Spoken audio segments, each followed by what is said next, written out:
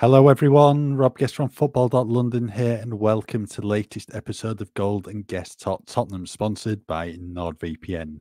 Joining me as always, it's Alasdair Gold. Ali, how was your new year? Yeah, all right. I haven't been feeling the greatest. Ange Postecoglou kind of chuckled at that, I think, when he could see that I was struggling a little bit at the start of the press conference yesterday after the game. So yeah, he enjoyed my misery slightly. But yeah, no, fine. Obviously, we've got to apologise to everyone for not having had a pod for a little while. Mysteriously, we couldn't do one after the Everton game. I have no real idea why that didn't take place. Nothing to do with me. No, nothing to do with Guesty, definitely No. not. And then we had some technical issues, which meant we couldn't put one out last week, which was a shame. But we're back. And actually, quite nicely, we're doing it after a victory and a very nice close to 2023. And we can look forward into 2024 with plenty of optimism in this podcast as well. Yeah, certainly a much needed win, especially going on what happened at the Amex Stadium on Thursday night. Spurs losing 4-2 at Brighton. That late rally just came, too late in the day. But I mean, if Pierre-Emile had scored that third, I think they might have gone on and got a fourth, but that wasn't to be the case. So, yes, Spurs went into Sunday's game against Bournemouth, needing 3 points really just to keep in touching distance with the top four, and they got the job done. 3-1 win. Spurs, not exactly at the best. I was really, really impressed with Bournemouth yesterday. I think they can come out of the game with a lot of credit. But yeah, thankfully, Tottenham 3 points on the board and now 1 point behind Arsenal in fourth. Yeah, so we're not going to do a segment on the Everton game then, no? We're just going to brush that under the carpet and not just, Too late in the day now, but if you want to go over it, by all means. No, I don't. Actually, to be fair, and I said this to you on the day, Everton played very well and Spurs kind of got away with that result. They did.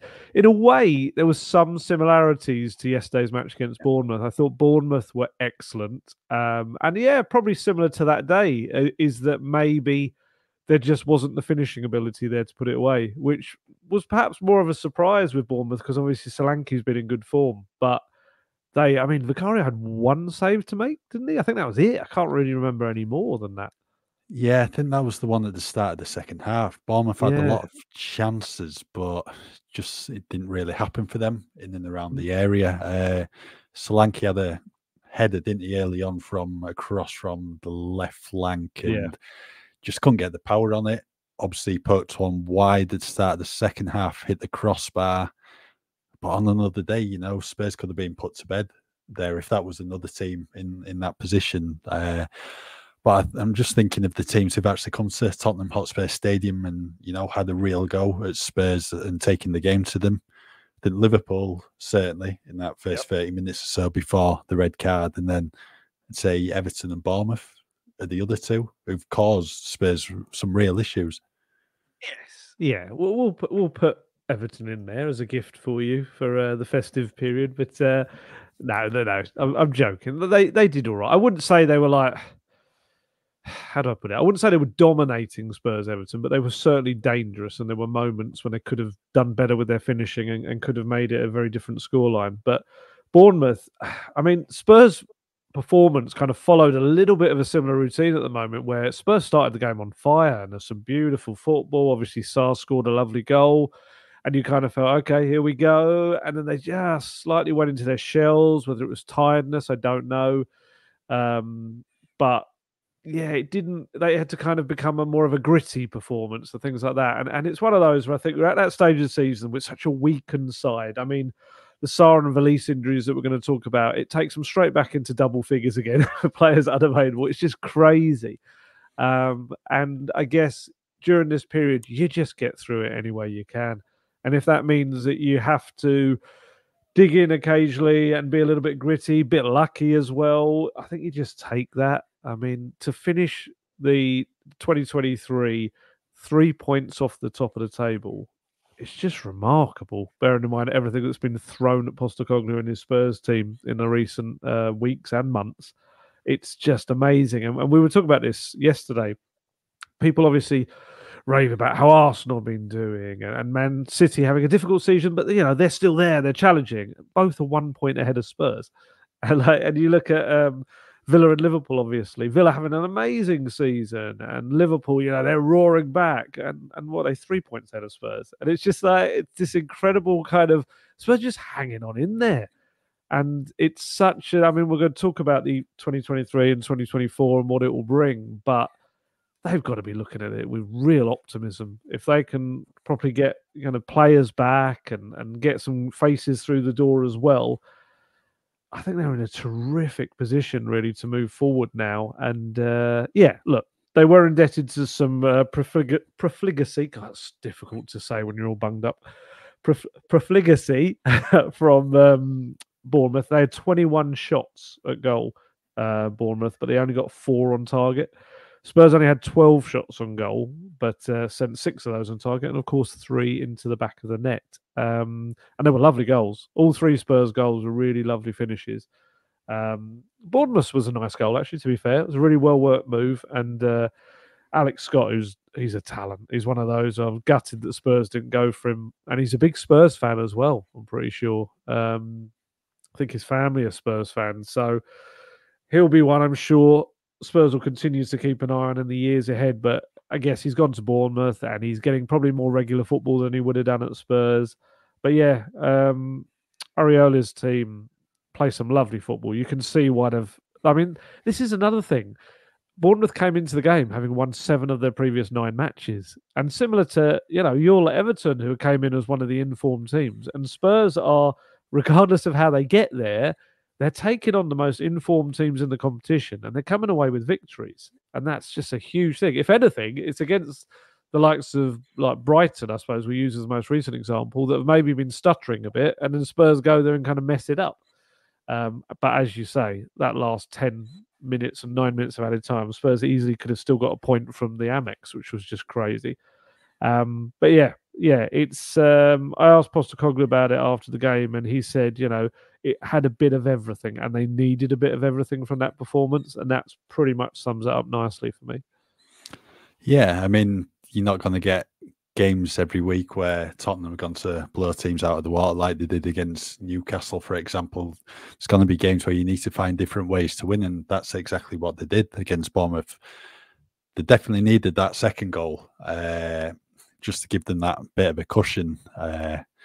Bournemouth were obviously applying intense pressure to Spurs at times, but no, fair play, got the job done in the end and finished the year on a high. And speaking of finishing the year on a high, Rodrigo Bentancur back in the team. That was one thing that anybody was expecting at all. I think it was about 35 minutes before kickoff. Spurs on their X account tweeted a picture. It was Pedro Porro, Brian Hill, Giovanni Lo Celso, and Rodrigo Bentancur on the pitch together on the pre-match walk, and I think that just got everyone thinking. Spurs fans obviously went into overdrive, and then at 1 o'clock, the team news finally broke. Not only was Rodrigo Bentancur in the matchday squad ahead of schedule, he was starting the game.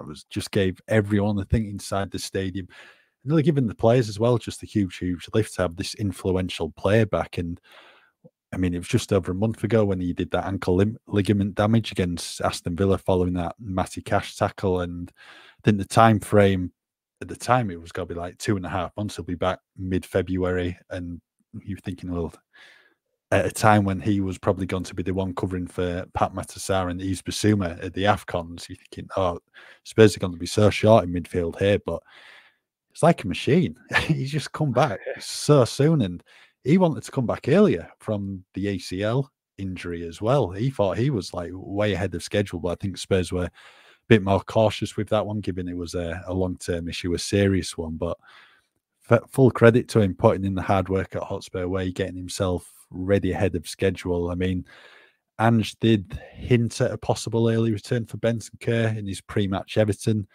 press conference when he mentioned Mickey van der Ven, James Maddison, and Bentancur probably back around the same time in January. But now to have Bentancur back December the 31st, absolute brilliant news.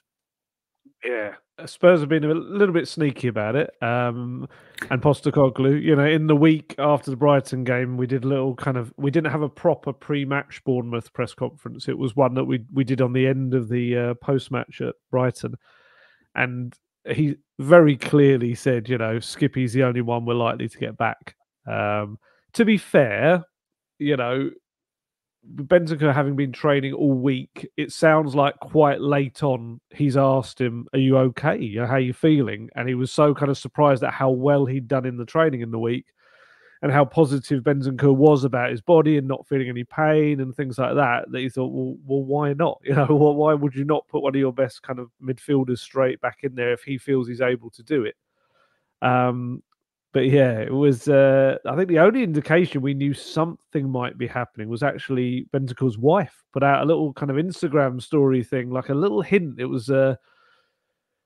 Yeah, it was. I can't even remember what it was now. It was something with his number, wasn't it? His squad number, and like some kind of cryptic thing. And we have presumed it meant that he was kind of heading back into training. I don't think anyone expected until we suddenly saw those photos of him walking around in his squad in his in his tracksuit stuff and his match day stuff. Whereas normally in recent weeks we've been seeing him sat by the side of the dugout, just behind in his jeans and his hoodie and all that sort of stuff. So I think as soon as they're in their training gear, something's a little bit different. But yeah, we could not have seen him being straight in the starting lineup. And like you say, it just suddenly galvanised everyone. The players had that extra bit of confidence, the buzz inside the stadium. When his name was read out just before kickoff in the team lineup, honestly, it was almost like a deafening roar. It was incredible. And that's what just having one of these core key players back does. Can you imagine what they're going to be like when they've got Maddison, Van der Ven, Romero all back in the side, and Sonny back from the Asian Cup, and then Basuma and Sarr back from the Africa Cup of Nations. I mean, Postecoglou kind of joked a couple of weeks back, didn't he, that, his dream was to see what Bentancur and Basuma were like together in the midfield. That's his plans and all that. And he hadn't even been able to see that yet. So, yeah, if one player can kind of have that effect. And to be honest, it was almost more important his performance, because his performance was quite rusty, and it was as you would expect. He did have some important moments, obviously one back possession for the first goal, and a few kind of decent tackles. Defensively, he did quite well. I think I've got some of his stats here. He had one tackle, one interception, 5 clearances, but his pass rate, which surprisingly for Bentancur was only 76.7%, which was quite low. I mean, for example, I think Lo Celso's was up in the 90s somewhere, and obviously Lo Celso's playing even more attacking kind of attempted passes. But I just felt that just his mere presence just pushed everyone on around them. And yeah, great to see him back. And Postecoglou did call him a warrior afterwards, and I think that sums him up perfectly. It was terrific to see him back. Yeah, great to see him back on the pitch. Like you said, probably just a bit rusty, lacking that true match sharpness, because let's be honest, he's not played a great deal of football across 2023 because of the 2 separate injuries. But yeah, just so good to have him back on the pitch and just getting, I think it was about 57 minutes in the tank, will have done him the world of good. And it's actually at 67 because they played 10 minutes of added time at the end of the first half. True. Yeah, good point. That'll help. That'll help.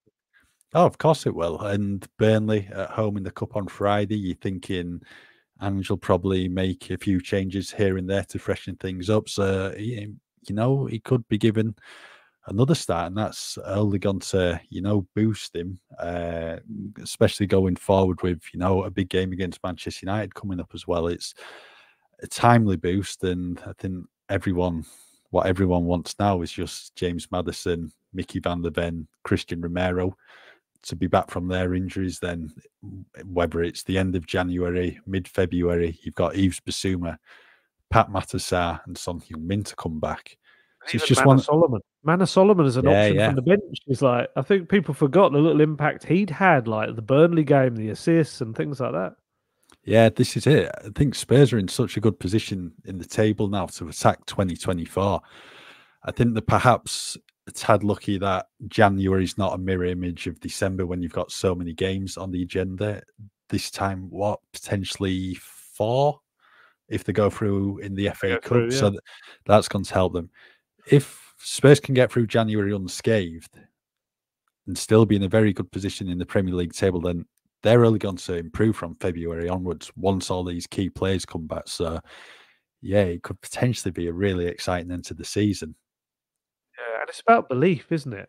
I think that's the key thing. If they're winning games and showing that togetherness without their key players, it kind of it makes those players that have come in feel like they really contributed. It boosts their confidence. It means if you do have to rotate as the season goes on as well, you'll have no qualms about bringing them in. And the other thing for me, I think you probably feel slightly the same, is that I did feel like having Bentancur back showed you the difference between having him and Højbjerg in that number 6 role. And we've often give a load of praise to Højbjerg. I think he has made some really important contributions this season, mainly kind of late in games from the bench and stuff like that. But I just think seeing a player who's very, very willing to come back, accept those quick passes in the tightest of situations, and either play a very quick ball out to the flanks, which is what Postecoglou really likes to happen in his system, or have the ability to twist, turn, get away from the press himself, and then suddenly there's loads of room behind him. And that's what Bentancur does. And actually, Oliver Skipp, I mean, we were talking about this previously, that Oliver Skipp's very good at playing the first time pass when it comes to him as well, out to the flanks. He's fine with that. I think it's just kind of knowing where everyone is. Whereas I feel with Højbjerg, that's just one of the things that slightly kind of rules him out for me of being the perfect Postecoglou number 6, is that I just feel in those moments when he comes deep, and sometimes he doesn't come deep, we were talking about that, sometimes he doesn't show quite as much for those passes, but when he does, he just takes that split second extra, and he doesn't immediately knock it out to the flanks or know where everyone needs to be. And that extra beat for the opposing kind of pressing team pins back the fullbacks, and it makes it so much more difficult for them to get out. And I just felt that I think Bentancur, for me, coming back has a big knock-on effect for Højbjerg in the January window. And I kind of feel we kind of very clearly would say it kind of would be madness at one point to let Højbjerg go. And then that kind of slightly turned into, well, if they're getting a replacement, that's fine. Whereas I think now if Bentancur's come back this quickly, and you've got Bentancur and Skipp for the number 6 role for now, and Bissouma coming back as well. So you've got 3 players for number 6. I do think they're in a scenario now where they could probably allow Højbjerg to leave to get regular football, bring in a replacement who's a number 8, and then maybe flesh out that kind of midfield a little bit better in terms of the options. Yeah, I think I'd certainly, if Tottenham can strike a deal for Conor Gallagher, then you do that. If you can get Gallagher, let Højbjerg go. But I suppose if you can't get Gallagher, I'd probably just keep Højbjerg till the end of the season. I agree. I think Bentancur's better in the number 6 role. He's a better footballer, better on the ball. Højbjerg does have his strengths, but I think, as you mentioned, I think his biggest impact this season has been coming off the bench and just that know-how, that nous to help Spurs get over the line. I think that's been huge at times, especially the Luton game away when they were down to 10 men. But if you can get Conor Gallagher in, which, to be honest, why on earth Chelsea would even be considering selling him, who probably has been their star player this season, the player who's captained them for probably the vast majority of the season. It's just total madness from a Chelsea point of view, but from a Spurs perspective, he's just got all the attributes to be a really, really good player for Postecoglou in that number 8 role. So go for him. Yeah, it's so strange, the Conor Gallagher situation. It's one of those from the outside, you'd be like, why would you let your kind of captain, one of your best young players, go? But they've got these issues. They've got these financial fair play issues. And I saw a report today, like linking them with Todibo. And then you kind of think, what? How can they kind of lash out more on another kind of player? It's nonsensical. And yeah, Spurs, a little bit premature, I think, some of the reports that they're in talks over Gallagher. But certainly he's one I think they'll monitor right towards the end of that window. I think the priority right now is a centre-back. But we've got plenty to say about the centre-backs. Yeah, I don't understand those Chelsea Todibo links. I mean, I've not been keeping that close an eye on Chelsea all season, but I'm sure there are a number of centre-backs at the club, a lot more than Tottenham. So it's just one of those we'll just have to keep an eye on and see what happens with Todibo. But yeah, let's speak about another midfielder who had a rather mixed day, and that was Pat Matasar. Scored his second goal for the club after 9 minutes. That was some great work from Bentancur to dispossess Ryan Christie.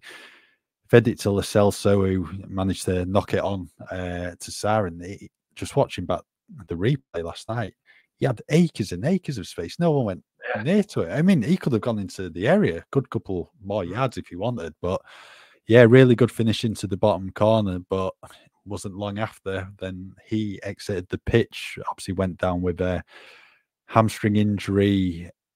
He was distraught, wasn't he? When he left the pitch, had his shirt over his head. I think it was Bentancur and Lo Celso went over initially to comfort him.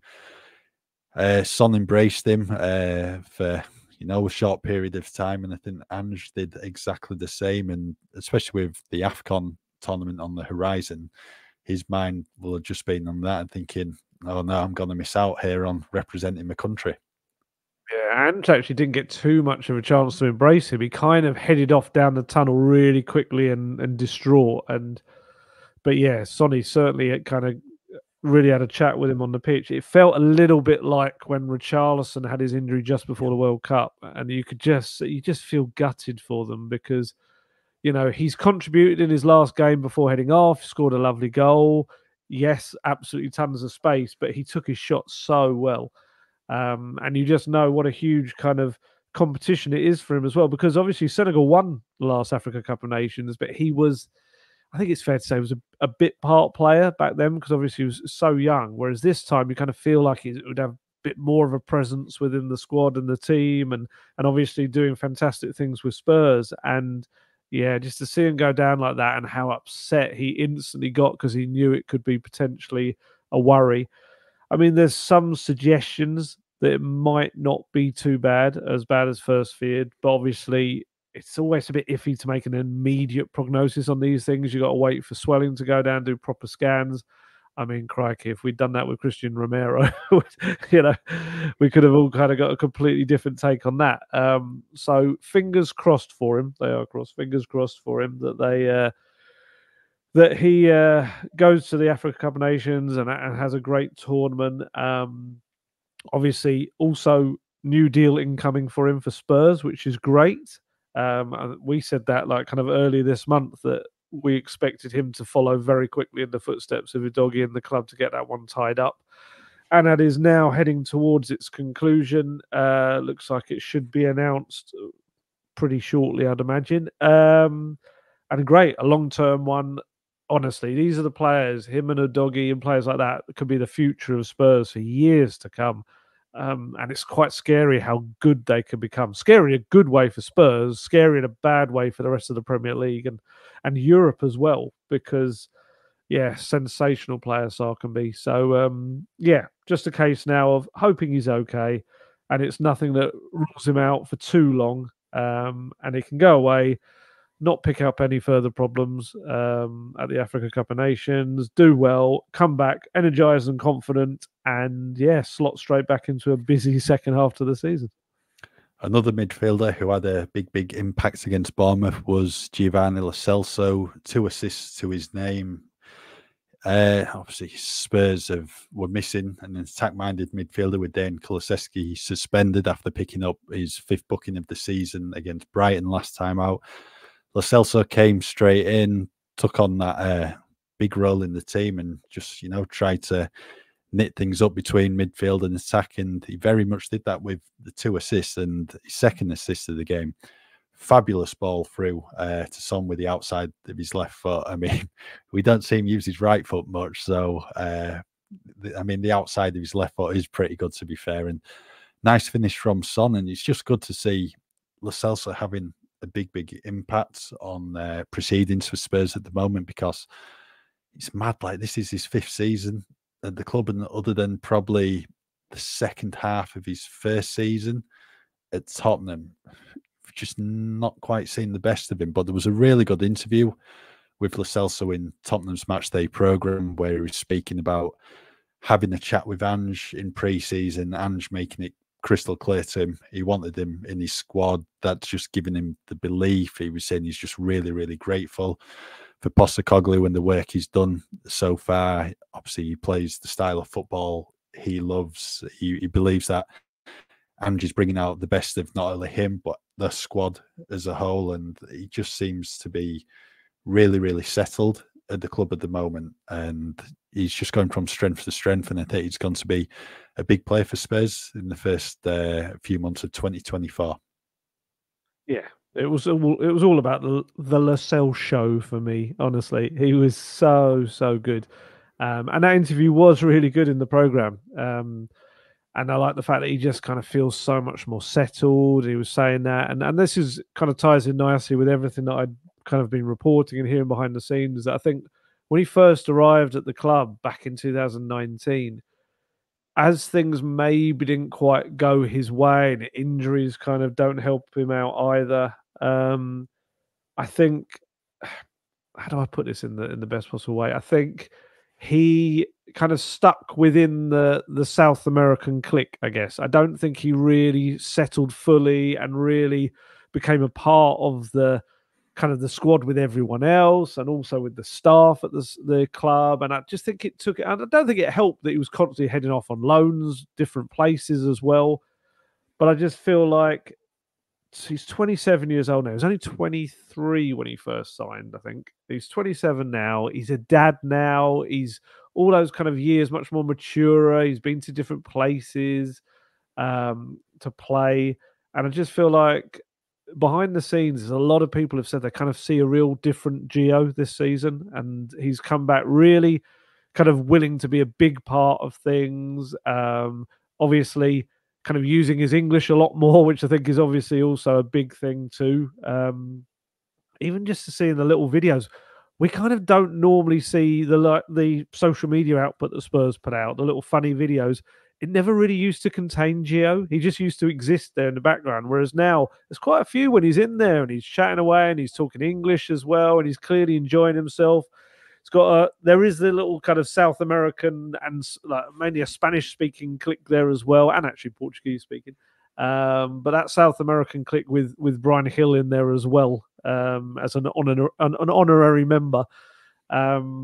It's quite an important kind of little collection of players now as well. And obviously you've got Romero being the bridge to kind of put them all into the main group as well. And yeah, I was delighted for Lo Celso because to go from where he was as a player that, let's be honest, was being grouped in with Tongi, and it was one of those where just like he was heading out the door, let's be honest. We were all kind of working out what club he was going to end up at. And Postecoglou's just come in and thought, no, actually, he's a really good number 8 for my system. And that's exactly what Lo Celso said in his interview as well on the programme. He says, it's just, he is a number 8, loves to play in that role, left of the 3. It's what he does for Argentina. It couldn't have had a more perfect manager at the right time than he has in Postecoglou. And this is his chance now. Postecoglou made a big deal in midweek about the fact that he wasn't dropped from the team. He just got injured when he was playing well and kind of lost and had to kind of get his place back in the team. And now with, Kulusevski's suspension, but also I think with Son heading off now, that naturally probably pushes Kulusevski back into the front 3 again. It's a role for Lo Celso, really, until Maddison's fully fit and sharp to come back. And even then, there's no reason why, if Lo Celso can get free-flowing, they don't try to fit him and Maddison both into that team. I'm sure there's a way of doing that as well. That's the thing for Postecoglou now, is getting more options in these positions, and then the players making a case for themselves to be undroppable. Because, yeah, it was great to see Lo Celso. He's just got that lovely blend for me of the aggression and the creativity all in one, which is quite rare. There's not many playmakers that are like that. Obviously Spurs been used to, let's say, Christian Eriksen in the past or the more recent past. And I think even the kindest people would say that Eriksen's tackling was maybe not his strong point. He was good at harrying and pressing and all of that. But if you wanted him to go in for a tough tackle, let's be honest, it wasn't happening. Whereas Lo Celso almost sometimes goes the other way and goes too tough into tackles. Yeah, I mean, we're going to talk about Ange Postecoglou's little angry moment on the sidelines and make sure if I don't mention it, I've got to mention Lo Celso's part in it because it's so funny. It's really good because it was so surprising. But yeah, I'm really delighted for Lo Celso. And who knows what this brings? You know, maybe he ends up getting himself a new contract if he keeps going down this road. Who knows?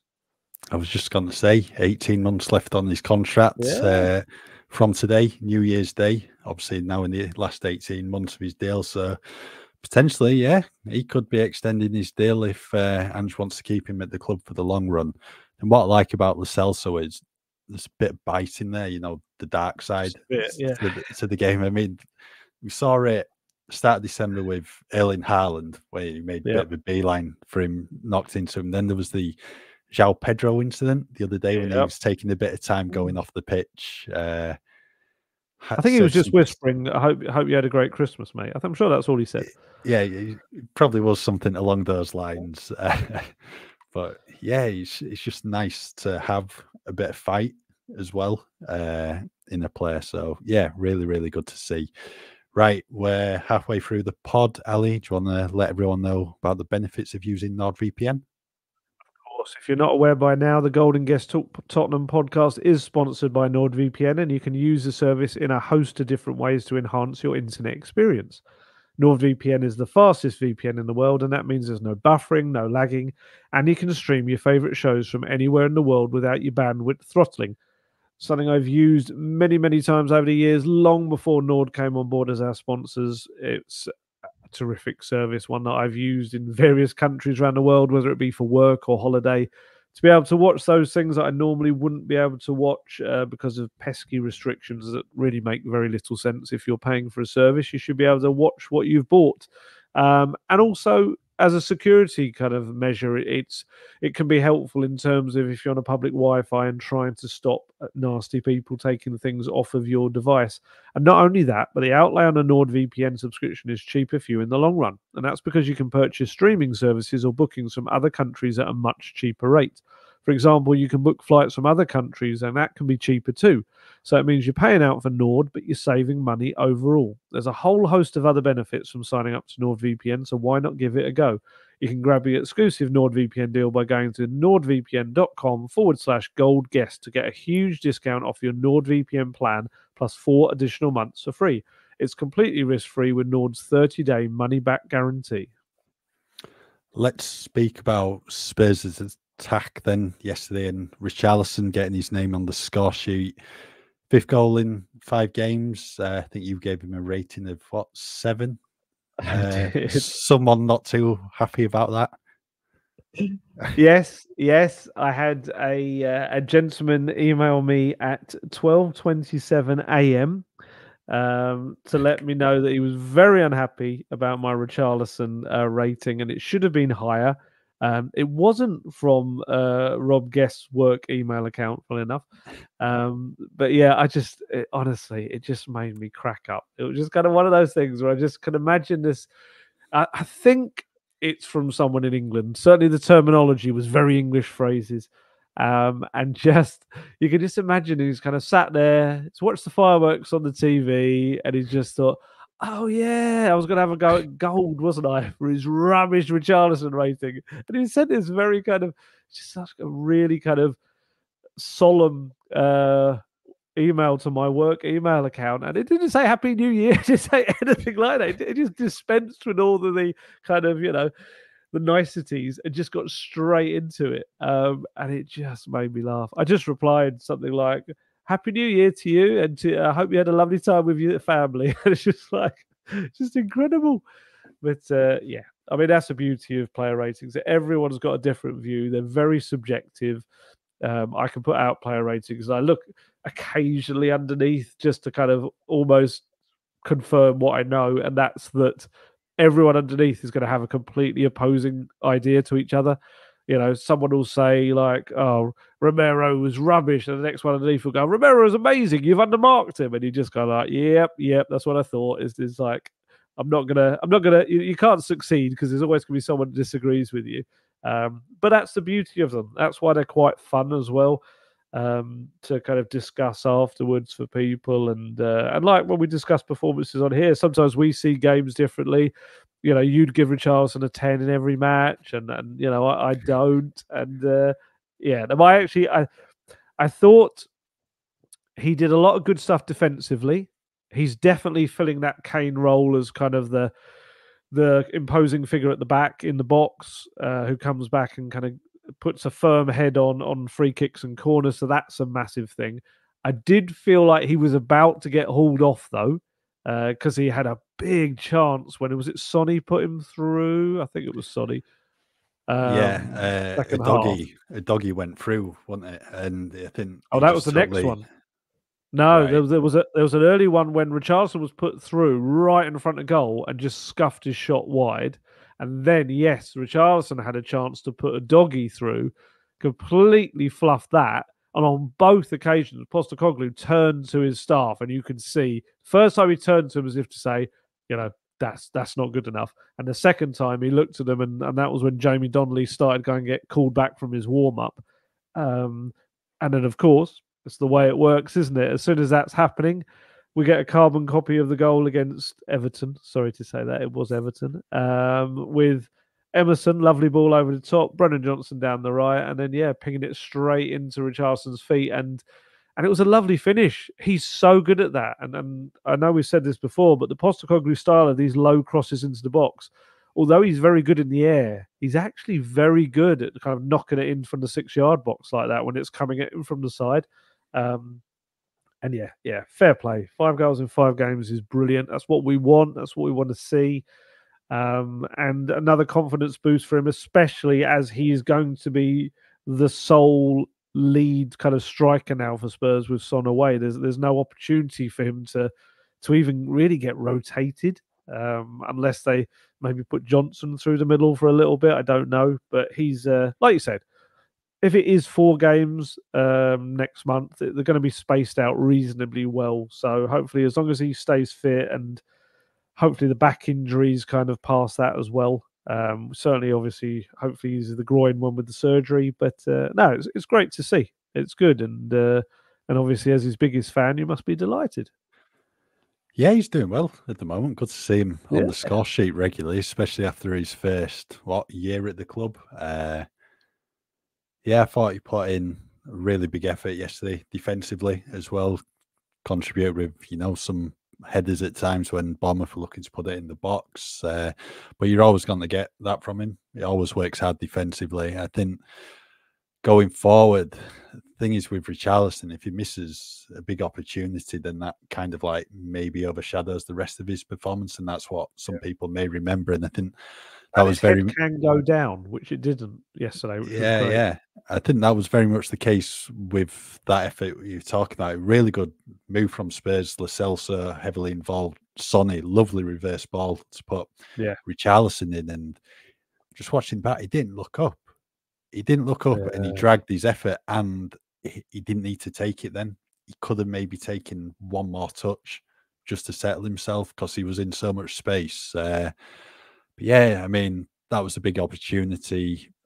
But, thankfully for him, he managed to get his name on the score sheet once again with really well taken goal. And I said to you earlier in the match, it's so good when Spurs getting behind the defence, and if it's Brennan Johnson or someone else, just speeds off, puts the low ball in. They're so dangerous at that. And yeah, it pretty much was carbon copy of the Everton goal. And poor Jamie Donnelly, because after that overhit pass from Richarlison, Donnelly was stripped, ready to come on along with he was there.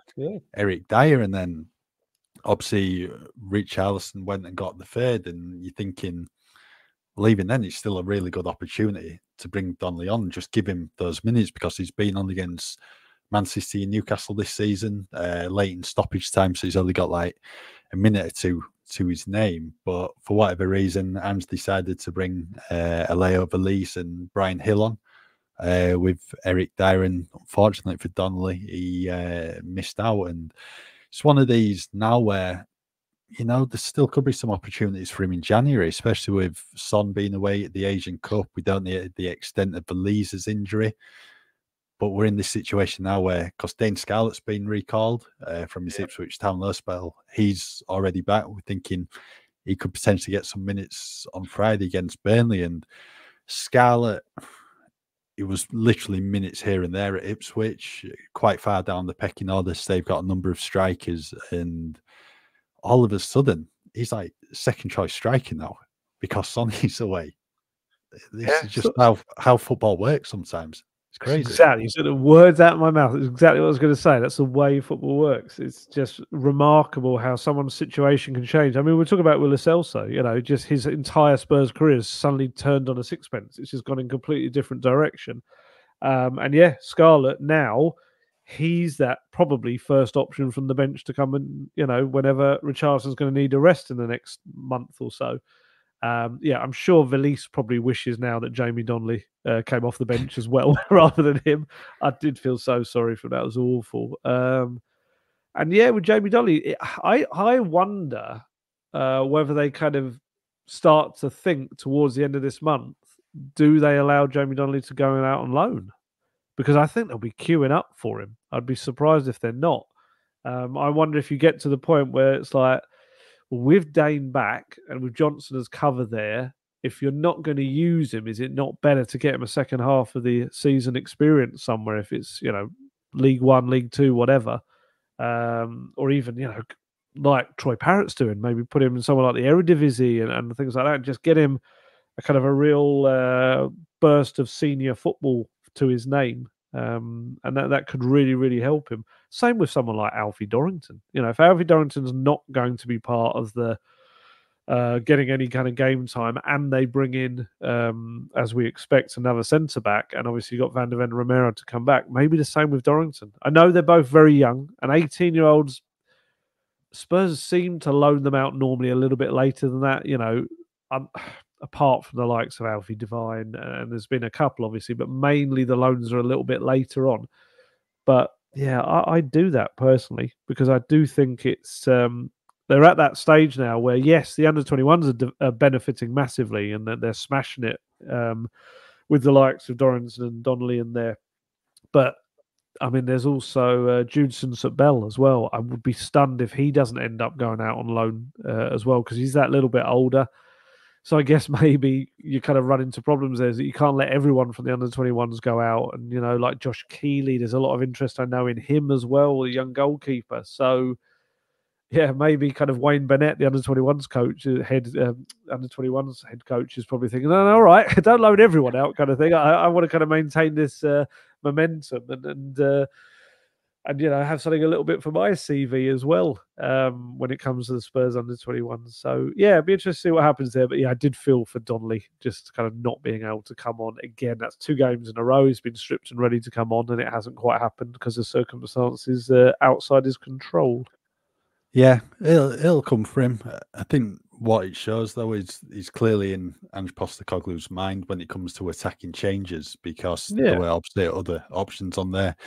One of them who came on, Brian Hill, he had a big chance to score for Spurs, but headed against the crossbar. Yeah, I think just looking at it, I think it might just be a fraction behind him, just the way he's moving his head, because it's not like right in front of him and then it's a direct goal.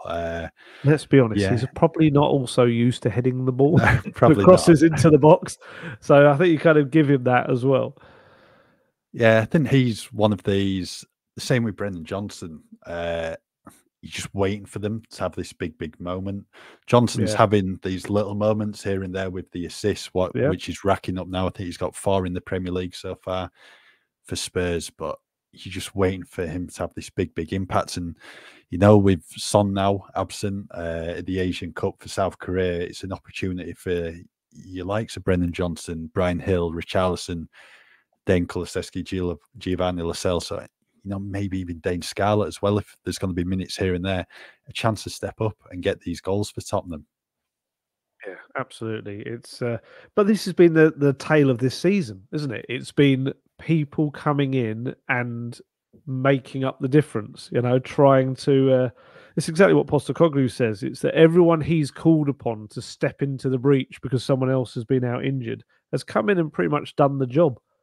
I mean, I don't want to make this another kind of Ben Davies raving about session, but again, just another very consistent performance for him. And we know, sadly for him, there's going to be a point where the defenders are back, and he's going to become the second choice left back again, despite everything he's done for the team this season. And it's, I've seen various people tweet this. It's like right now, Spurs centre-backs are their second choice left back and second choice right back. It's just an incredible scenario, and it's just such a huge credit to both of them. I thought Emerson was excellent yesterday. I thought he was so good. And to be honest, I didn't really want Postecoglou to start with that back line, because it's just, they've conceded 9 goals in the previous 3 games they'd played together. And you're just like, kind of, how many more they're going to concede? And to be fair, even the goal they conceded was an unfortunate one. It was just a very good goal. Yes, of course, you can overanalyze it and see what should have been done and things like that. But it was a very good, swift passing move. But I don't think you can criticise Emerson and Ben Davies for what they've kind of tried to do for the club in the last few weeks. They've stepped up, and fair play to them, really is. Yeah, Destiny Udogie as well. I think he's someone who deserves a lot of praise for his performance yesterday, because there were a number of times where Bournemouth had, looked to have gone in and had an opportunity there against Guglielmo Vicario, where Udogie used his pace. There was a couple of times against Solanke where he's just got in, out-muscled him. Really, really good performance from Udogie, who he just gets better and better. Incredible player. It scared us a bit, though, when he went down at one point. I thought it was another hamstring injury.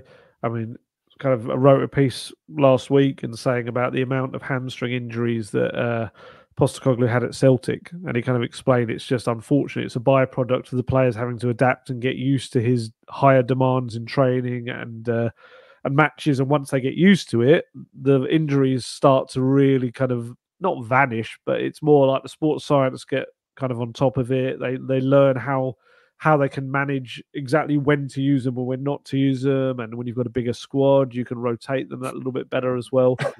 But yeah, I mean, right now, Spurs are seeing exactly the same thing. Obviously, Sarr having another hamstring, having a hamstring injury. We know Romero did, Van der Ven did.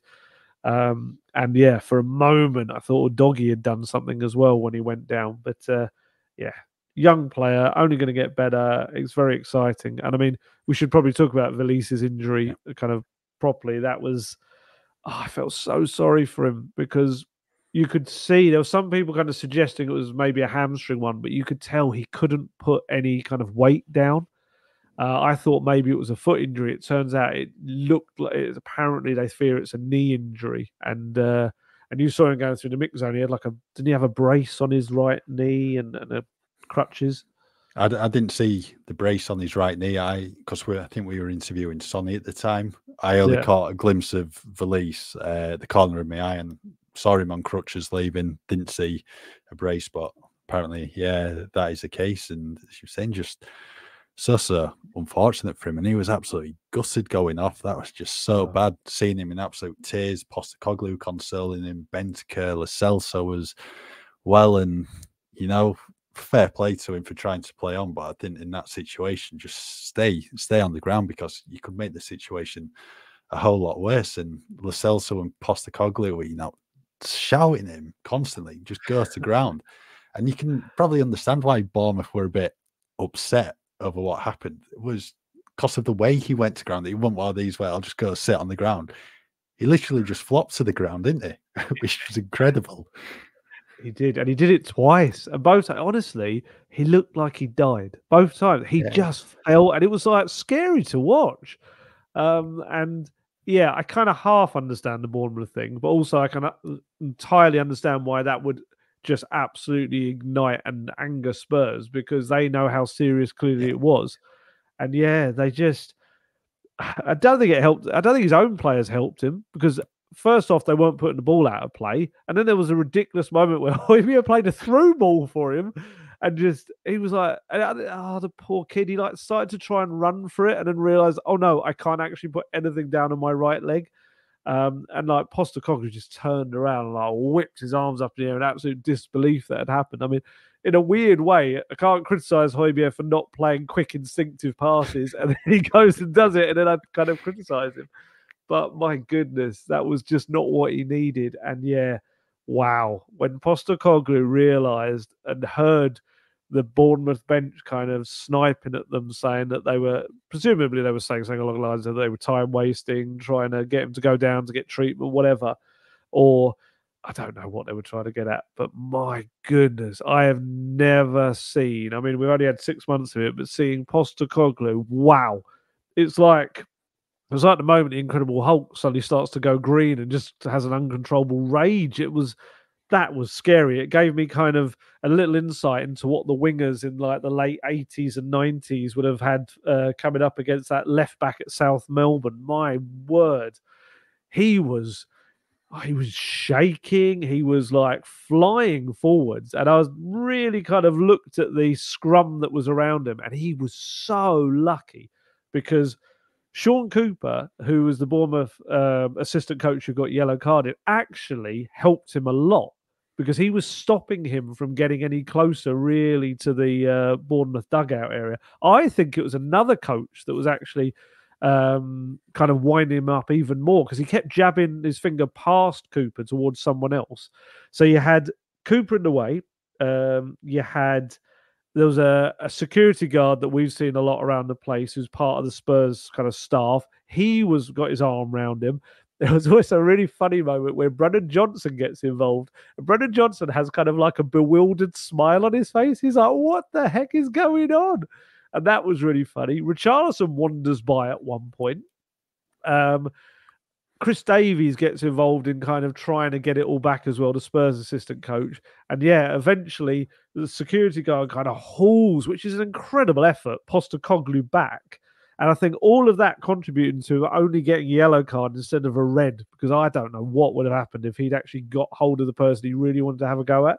He was like a rampaging bear. It was incredible. And the best one for me was poor Giovanni Lo Celso, who, if I'd have said Giovanni Lo Celso is involved in that incident, most people would have thought, oh, he's got in there and he's put a sly elbow into someone, or he's not, so he's tripped someone over, just some kind of little kind of classic thing that he would have done. He didn't. He walked very calmly across to the Bournemouth manager and explained to him exactly what had happened. And you could see him saying, no, he's really injured. We're just trying to get him to go down so we can get him off the pitch. And then he walks back to his box, the dugout, and the ref comes over and gives him a yellow card. And presumably it's because he's gone into the opposition dugout, which you're just not allowed to do. And of all the things, he was being a peacemaker, trying to explain what had happened. But obviously, I don't even know if you get the appeal. Obviously, you can't appeal a yellow card anyway. But if you could, still don't think they'd overturn it because he went into the opposition dugout. But honestly, I felt so sorry for him, yet laughed at the same time because it was the most uncharacteristic Lo Celso moment ever. Yeah, we've seen a bit of argy-bargy, haven't we, in the technical area at Spurs over the past year. The Brighton game as well with De Zerbi. So that all kicks off, didn't it, with Stellini? Yeah. Stellini was just standing there, wasn't he? That was the amazing thing. And he got the red card for not controlling his staff, didn't he? Yes, he did. Yeah. Right. Before we speak about, obviously, our best and worst of 2023 and what 2024 holds for Tottenham, we've not forgot about him. Hugo Lloris, he said his farewell to Tottenham Hotspur Stadium at halftime yesterday. Obviously, he's sealed a move across the pond. He's joining LAFC, the MLS team, and thankfully for Hugo, he's got a nice early move, because I think we're probably heading into this January window thinking, well, what's going to happen with him? Because I think everyone expecting him to go in the summer, but a move never quite came to fruition. But he's got a really good move over to America. And yeah, a number of Tottenham fans obviously stayed in the seats at halftime, probably rather than going to the concourse, because they wanted to pay tribute to Lloris, who said some really, really good words. And it was just nice to see that video as well on the screen showing the highlights, that Bayer Leverkusen save. Incredible.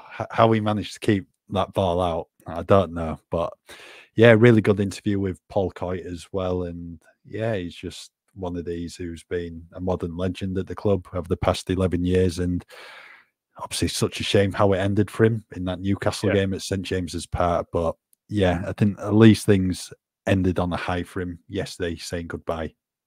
Yes, it was important to have that proper farewell. I mean, the Newcastle game would have been a horrendous way to sign off, and almost as equally horrendous was the walk of shame / honour that they did the final home game of last season, where anyone that were there will know the ear-splitting music they pumped out to stop any boos being heard. So that wasn't a proper time for him to kind of say goodbye. But this was, it was lovely, and it almost kind of made me just sad that other players haven't been able to have that same opportunity. Obviously, the most obvious one is Harry Kane. We'd love to see that, and maybe that'll happen at some point. I guess Gareth Bale got to come back and kind of do it recently with a halftime chat with Coyte as well. But yeah, Lloris, he spoke so well as well. It was really lovely. I think his sign-off line was one of my favourite. It was, it's time for me to say goodbye, but it's goodbye from the player, not from the man. I will be a Spurs man for the rest of my life. It was just so well thought out. And that's how he was as a captain. I think he's so underrated as a captain. He had everyone's respect behind the scenes at Spurs, Lloris. He just... I mean, he's a World Cup winner. He's a guy that's been there, done it. Was he 37 years old now? It's, you know, there's a reason that in that French dressing room, he was the captain. You know, all of the stars, all of the talent, but he was the one they would all stop and listen to. And he was brilliant with us, the media, as well. He would front up. He never shied away after a terrible defeat. He would come out there. And I do feel like the fact that, yes, his performances have waned a little bit in the last couple of seasons. I think injuries played their part as well. And maybe just age. You know, I think it just happens. It comes to all of us. Not that I was a Premier League footballer or anything. But, you know, it's so rare to have a goalkeeper that's so good that for a decade or so you don't have to replace him. I mean, that's incredible. And that shows the mark of what kind of player he was. And I was watching back some of his saves this morning as well. Yeah, that one from Xavier Hernandez, Leverkusen one, is just, it's mind-boggling how he manages to get it. And I was looking back, there's so many.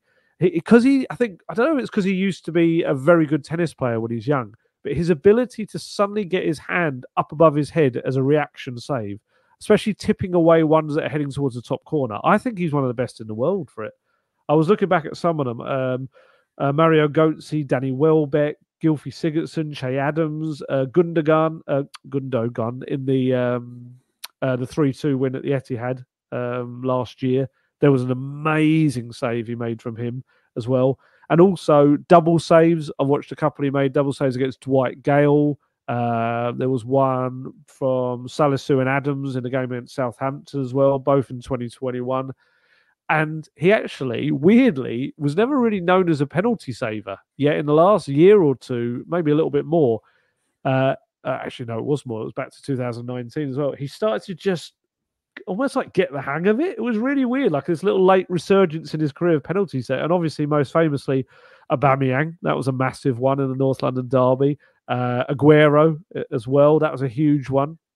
And yeah, I just feel like, I think people will look back in time and realise what a great player he was for Spurs.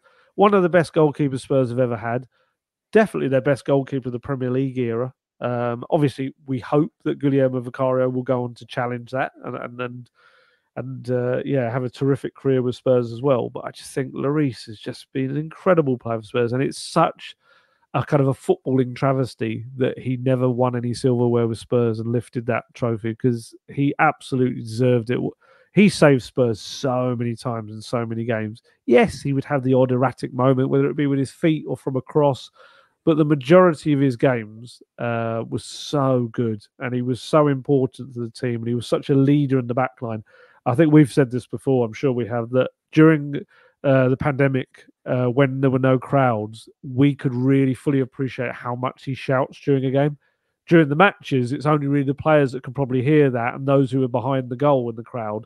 But yeah, we actually got to hear how much he organises and controls that back four. And obviously that's now Vicario jobs. And actually Vicario spoke very well about him as well, and how much he in his last 6 months has helped his transition. So yeah, terrific goalkeeper, and a really kind of an important guy behind the scenes at Spurs. And yeah, Los Angeles is a great move for him. It's MLS football is growing and growing constantly. I've said this before, but his wife is a very successful, I think it's a children's clothing range as well, which I think is big in America. So it's big. It's a great family move for them. I was actually speaking to a French journalist yesterday at the stadium, and he was saying that the family is all really excited about the move, but just maybe the oldest girl has kind of been in England that little bit longer. She's made friends here. It's probably the one who's going to be the most difficult for out of all of them.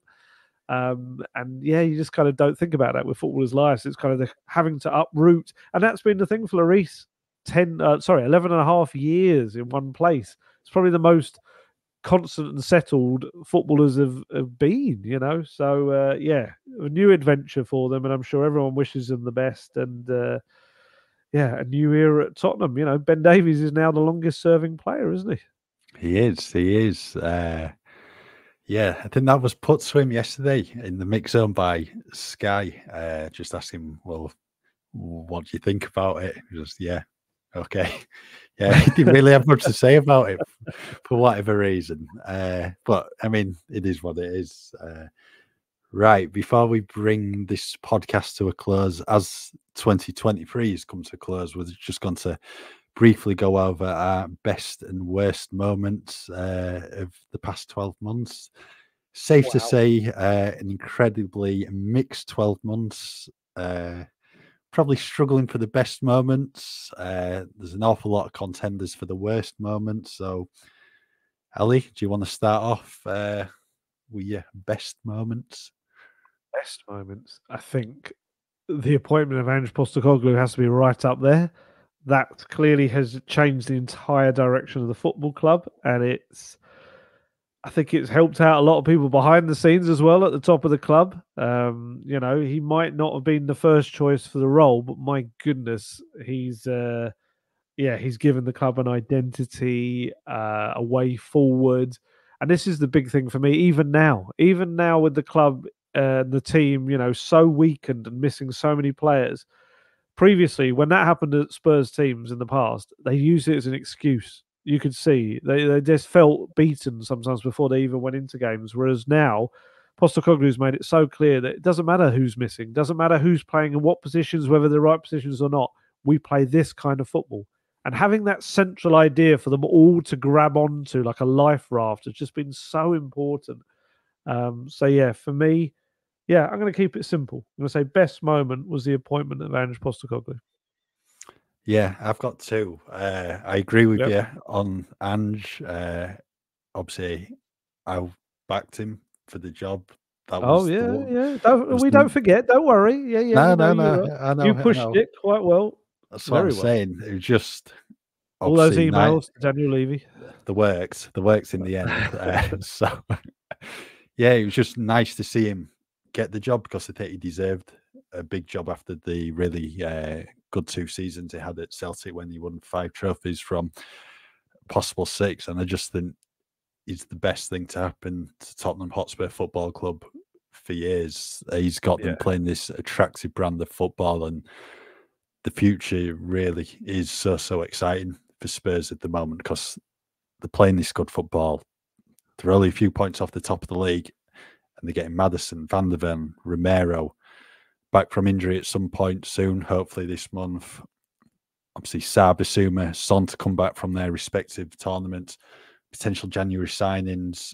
I think 2024 can be a really, really good year for Spurs. So, yeah, I think the best moment for me is Ange's appointment on a 4-year contract. Me, other best moment, the win over Sheffield United at home, because they look like they're going to lose that game. And then obviously Richarlison, a few days after talking about his struggles and just contributing, big moment. But Kulusevski's winner, it was like the roof came off the stadium, the emotion. Yeah, it was amazing. It was absolutely deafening, and you can't beat a last-minute winner, and the celebrations after the game when the music was pumping was something we've not probably seen before to that level at Spurs. Even though they beat Man City in the Champions League quarter-final, that was just incredible. And yeah, I just think that for me a standout moment.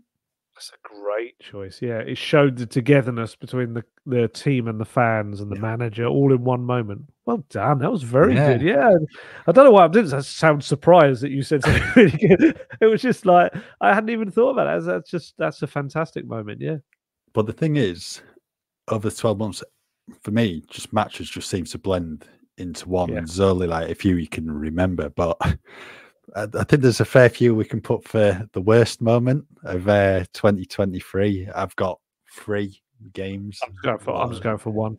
I'm just going for one because I've never wanted to leave a football stadium before during a match, either as a fan or a reporter.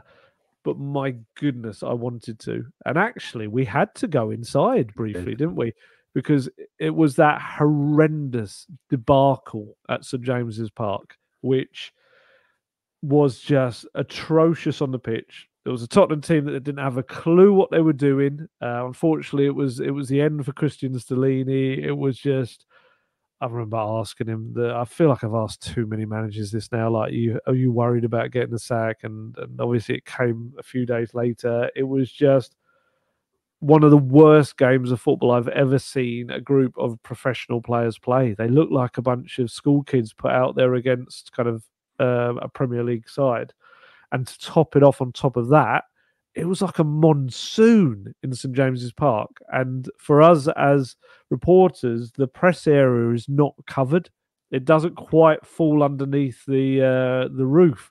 So we've got laptops open. We've got all electrical equipment around us, things plugged into sockets, and we're getting rain poured on us. And I'm not even talking about like your average kind of UK rainstorm. This was like sheet rain. I did say sheet, just to make it very clear. Just pouring down upon us like a waterfall. We had to eventually, I think it was about 4 or 5 minutes before half time, we had to close our laptops, shove them in the bag, and just go inside, because where the media room is, it was a tiny little TV, a little bit like ones you kind of watch your TV on in like the 1980s. I'm sure it wasn't a really old TV, it was just a very small one. And we're all kind of, a few of us are all kind of gathered around it, making sure we don't miss anything at the end of the game.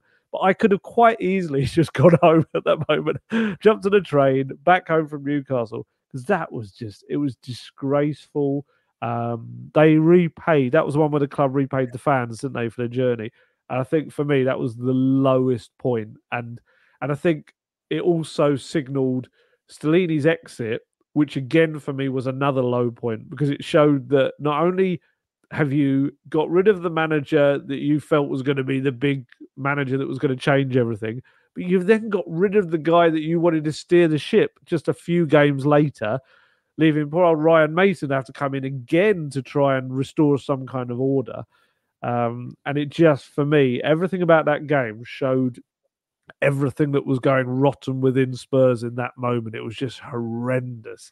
And that's why it kind of fed nicely into my favourite moment, which was Ange coming along and saying, "No, enough of this mess. We're doing it my way."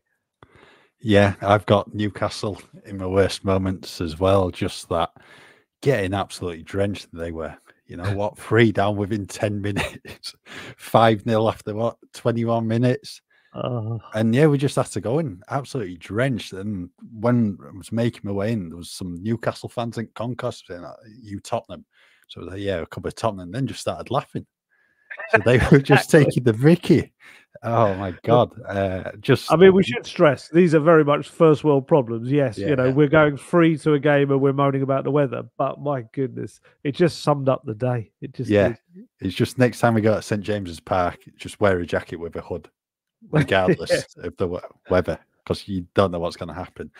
I've got another 2 games as worst moments. Sheffield United in the FA Cup away. Dreadful. Oh, yes. Less said about that, the better, because, that was just 1 year on from the Middlesbrough defeat, what was bad enough, but that was horrendous. Then Milan at home in the Champions League. Obviously. Yeah, it was really flat, wasn't it? just such a good opportunity to try and go through. You know, Milan, not the greatest of teams in the world, but it's just like they never got going. It was just such a wasted opportunity. But yeah, I think by far the Newcastle game comes out on top as the worst moment. Yeah, just thinking about it very quickly, I was going to say I could have snuck in a favourite moment in terms of being a reporter. It wasn't a good moment, obviously, for the club, but I think Conte's outburst, was it Southampton? Was Southampton? Yeah, 3-3, yeah. That was like a moment when, as a journalist, you're sitting there thinking, wow, you're trying to process everything, and he's like bellowing back at you, kind of thing. I kind of started him off, and then I think it was Dan from the Evening Standard that started to really kind of stoke him up even further. What was it? I can't remember the words he shouted at Dan. I can't, it's gone out of my head, but it was just it was just amazing stuff. And we just all, as soon as it finished, we were just like looking at each other like, wow, did that just happen? Kind of thing. And then obviously you've got to report on it, you've got to get it all out there. So it kind of could have fitted into both categories there. It could have been a worse moment in terms of you knew it was the beginning of the end for Conte, but also kind of a favourite moment in terms of, as a journalist, being able to tackle something like that, and also kind of into or ask questions of someone who is ready like to explode like that. It was fascinating, and another one to stick in the experience drawer with Nuno and Jose and Mauricio and everyone beforehand. Yeah, so obviously now we're in 2024. I think it's got the potential to be a really, really good year for Spurs. They're in such a good place in the Premier League table at the moment. I think they just need to get through January, get all these players back, potential new signings as well coming in, which will only strengthen them. And I think a European returns on the cards. Whether or not that's Champions League or Europa League, we'll wait and see. But yeah, I think Spurs will be back in Europe, and you know, I think maybe, you know, top three if results go their way. Just need to keep on plugging away as they are doing. And I think with the other teams involved in Europe, that can work in Spurs' favour. So it'd be nice also to see a good run in the FA Cup. I think they've got a favourable draw at home to Burnley. Especially after the past two seasons, those FA Cup fifth round exits away at Middlesbrough and Sheffield United. Spurs obviously need a good crack at winning silverware, and I don't think any team will want to come up against Spurs, which will hopefully help them. And I think the other good thing for me for 2024 is just the transfer windows and what Ange can do at the club. He said he needs a good few transfer windows, you know, to get Spurs as the club he wants them to be at. Spurs have had one really good window. Now here's the second one. Let's see what they can do, and then let's see what they can do in the third one in the summer. But I think he's made big strides already at Spurs, and it's just really exciting to see what the future holds for the football club with him at the helm. Absolutely, yeah. 2024 could be superb. You know, it's Spurs, so it could also be utterly ridiculous. But it feels like Postecoglou won't allow that. It kind of feels like he's just got a firmer grip on what's happening at the club than previous managers, really. And just because he's found a Spurs that were so vulnerable and so needed someone to come in and take charge properly. And yeah, transfer window's going to be massive. I think this first one is an important building block. You know, we await to see. It feels like Todibo and Dragusin are the front runners for the centre back spot. You'd imagine Dragusin is the easier one to do right now. Obviously, there may be a late contender, another kind of centre back that comes out of the woodwork, but it feels like Dragusin is. You'd imagine Genoa would be more willing to allow him to leave than certainly Nice would with Todibo in, you know, they're in a title fight in Ligue 1 right now. It would just be the worst time ever to let someone like that go, especially when, you know, you could probably have a massive auction in the summer and have so many clubs going for him. But, you know, we'll see. Who knows? There could be a late kind of twist in that tale. But Dragusin, yeah, I don't think if you want to look into why, no, that's not fair. I'm not going to say why Spurs are interested in him, because they were interested before a certain Italian chap came on board. But if you look back at Dragusin's history, he was signed for Juventus 2018 amid lots of interest in him. And that recruitment department that brought him in was led by, you guessed it, Fabio Paratici. So while I would normally I wouldn't normally scoff at it, but, you would kind of think like, oh, okay, well, there you go. There's the link. It's another Paratici player. But actually, let's be honest, the last time in a January window, Fabio Paratici went back for a couple of his players. Worked out pretty well. So I don't think I could probably kind of feel that way about Dragusin. And certainly, his stats seem very good. And the indications are that Postecoglou likes both him and Todibo.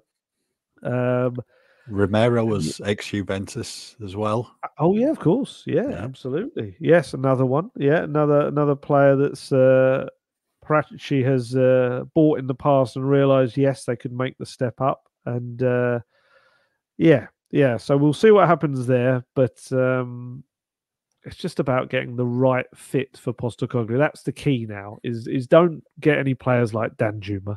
Get players that actually fit the system that Postecoglou wants and that he wants.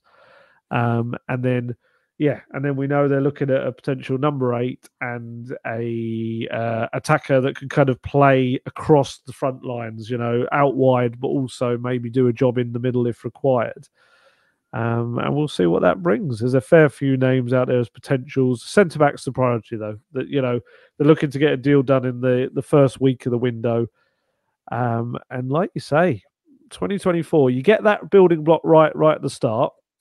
Show very much a change in habit for Spurs. January window, they do not operate early. They don't. They wait for opportunities. They wait till clubs are a little bit more desperate. If Postecoglou gets them to bring in a signing in the first week of the January window, that's another major indicator of how much he's training behind the scenes. And Ben Davies was speaking about looking at the table and trying not to too much, but also making sure that they're there or thereabouts as the season goes on.